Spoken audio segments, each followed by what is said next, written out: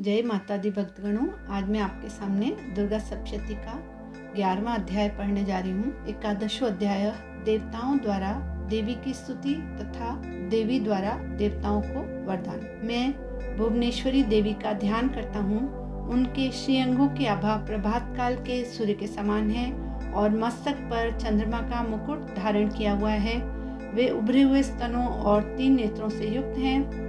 उनके मुख पर मुस्कान की छटा छाई हुई है और हाथों में वरद, अंकुश, पाश एवं अभय मुद्रा शोभा पाते हैं। ऋषि कहते हैं, देवी के द्वारा वहाँ दैत्यपति शुंभ के मारे जाने पर इंद्र आदि देवता अग्नि को आगे करके उनका कात्यायनी देवी की स्तुति करने लगे। उस समय अभीष्ट की प्राप्ति होने से उनके मुखमंडल दमक उठे थे और उनके प्रकाश से दिशाएं भी जगमगा उठी थी।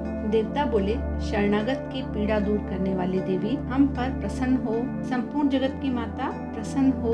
विश्वेश्वरी, विश्व की रक्षा करो देवी। तुम ही चराचर जगत की अधीश्वरी हो। इस जगत का एकमात्र आधार भी तुम ही हो। तुम्हारी पृथ्वी रूप में भी स्थिति है देवी। तुम्हारा पराक्रम अलंघनीय है। तुम ही जल रूप में स्थित होकर संपूर्ण जगत को तृप्त करती हो। तुम अनंत बल संपन्न वैष्णवी शक्ति हो। इस विश्व की कारणभूता परामाया भी तुम ही हो देवी। तुमने इस समस्त जगत को मोहित कर रखा है। तुम ही प्रसन्न होने पर इस पृथ्वी पर मोक्ष की प्राप्ति कराती हो देवी।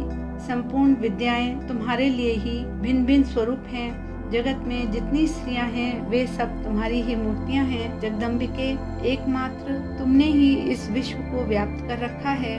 तुम्हारी स्तुति क्या हो सकती है। तुम तो स्तवन करने योग्य पदार्थों से परे एवं परा वाणी हो।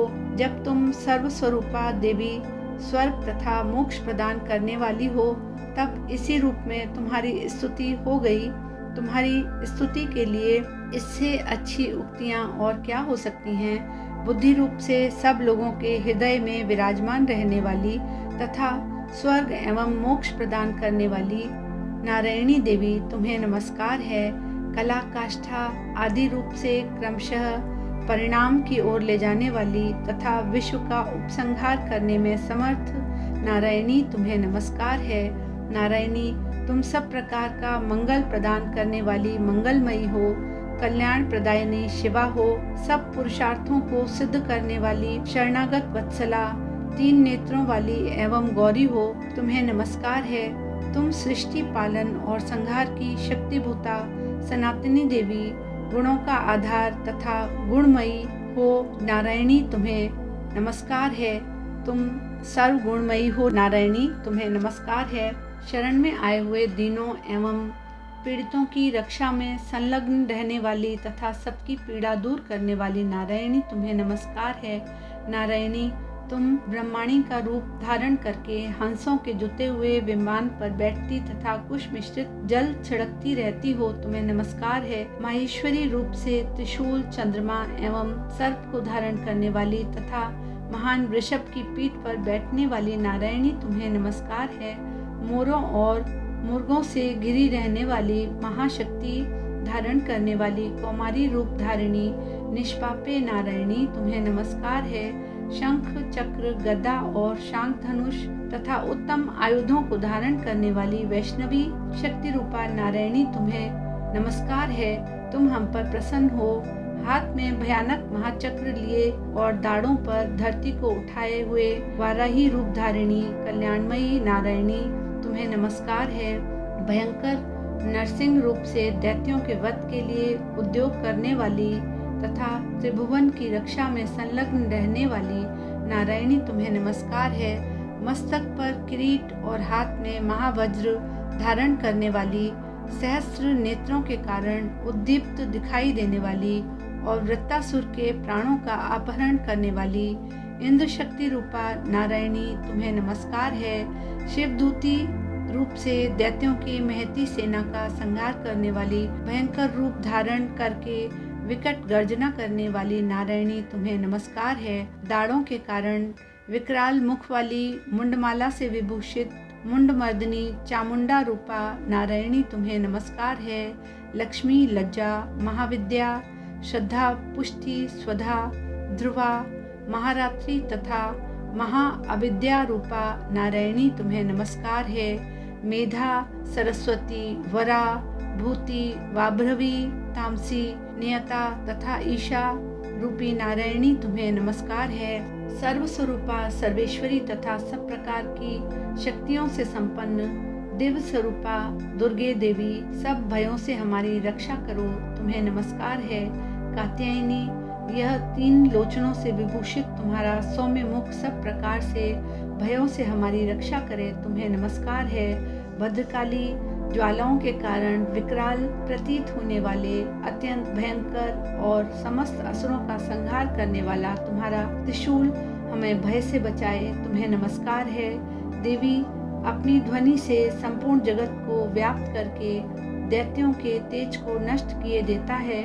वह तुम्हारा घंटा हम लोगों की पापों से उसी प्रकार रक्षा करे जैसे माता अपने पुत्रों के बुरे कर्मों से उनकी रक्षा करती हैं। चंडके, तुम्हारे हाथों में सुशोभित खड्ग जो असुरों के रक्त और चर्बी से चर्चित है हमारा मंगल करे हम तुम्हें नमस्कार करते हैं। देवी, तुम प्रसन्न होने पर सब रोगों को नष्ट कर देती हो और कुपित होने पर मनोवांछित सभी कामनाओं का नाश कर देती हो। जो लोग तुम्हारी शरण में आ चुके हैं उन पर विपत्ति तो आती ही नहीं, तुम्हारी शरण में आए हुए मनुष्य दूसरों को शरण देने वाले हो जाते हैं। देवी अम्बिके, तुमने अपने स्वरूप को अनेक भागों में विभक्त करके नाना प्रकार के रूपों से इस समय इन धर्मद्रोही महादैत्यों का संहार किया है। वह सब दूसरा कौन कर सकता है।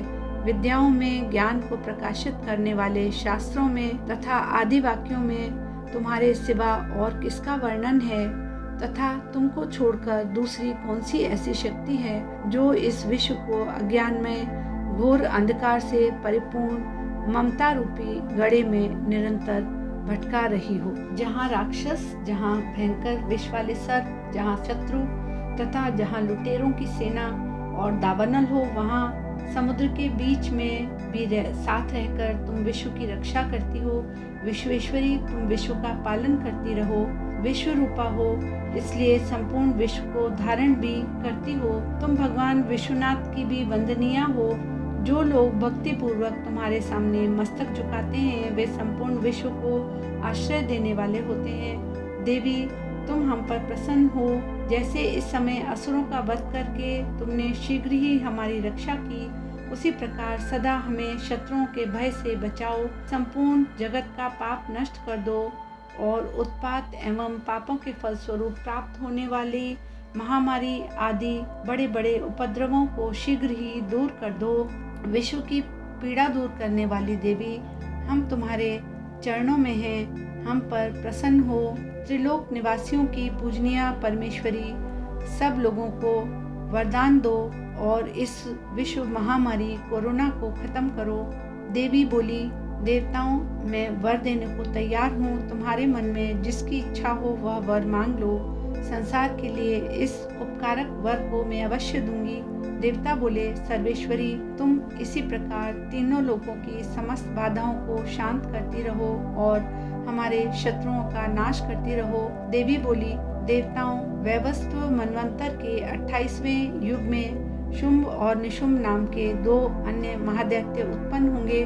तब मैं नंदगोप के घर में उनकी पत्नी यशोदा के गर्भ से अवतीर्ण होकर विंध्याचल में जाकर रहूंगी और उक्त दोनों असुरों का नाश करूंगी। फिर अत्यंत भयंकर रूप से पृथ्वी पर अवतार लेकर मैं वैपरिचित नामक दानवों का वध करूंगी। उन भयंकर महादैत्यों को भक्षण करते समय मेरे दांत अनार के फूल की भांति लाल हो जाएंगे। तब स्वर्ग में देवता और मर्त्यलोक में मनुष्य सदा मेरी स्तुति करते हुए मुझे रक्त दंतिका कहेंगे। फिर जब पृथ्वी पर 100 वर्षों के लिए वर्षा रुक जाएगी और पानी का अभाव हो जाएगा, उस समय मुनियों के स्तवन करने पर मैं पृथ्वी पर अयोनिजता रूप में प्रकट होंगी और 100 नेत्रों से मुनियों को देखूंगी। अतः मनुष्य शताक्षी इस नाम से मेरा कीर्तन करेंगे। देवताओं, इस समय मैं अपने शरीर से उत्पन्न हुए शाकों द्वारा समस्त संसार का भरण पोषण करूंगी। जब तक वर्षा नहीं होगी तब तक वे शाक ही सबके प्राणों की रक्षा करेंगे। ऐसा करने पर पृथ्वी पर शाकंभरी के नाम से मेरी ख्याति होगी। उसी अवतार में मैं दुर्गम नामक महादैत्य का वध भी करूंगी। इससे मेरा नाम दुर्गा देवी के रूप में प्रसिद्ध होगा। फिर मैं जब भीम रूप धारण करके मुनियों की रक्षा के लिए हिमालय पर रहने वाले राक्षसों का भक्षण करूंगी, उस समय मुनि भक्ति से नतमस्तक होकर मेरी स्तुति करेंगे। तब भीमा देवी के नाम से मेरी ख्याति होगी। जब अरुण नामक दैत्य तीनों लोकों में उपद्रव मचाएगा, तब मैं 6 पैर वाले भंवरे का रूप धारण करके महादैत्य का वध करूंगी। उस समय सब लोग भ्रामरी के नाम से मेरी स्तुति करेंगे। इस प्रकार जब जब संसार में दानवी बाधाएं उपस्थित होंगी, तब तब अवतार लेकर मैं शत्रुओं का नाश करती रहूंगी। इस प्रकार श्री मार्कंडेय पुराण में सर्वाणिक मनवंतर की कथा के अंतर्गत देवी महात्म्य में देवी स्तुति नामक 11वां अध्याय पूरा हुआ। जय माता।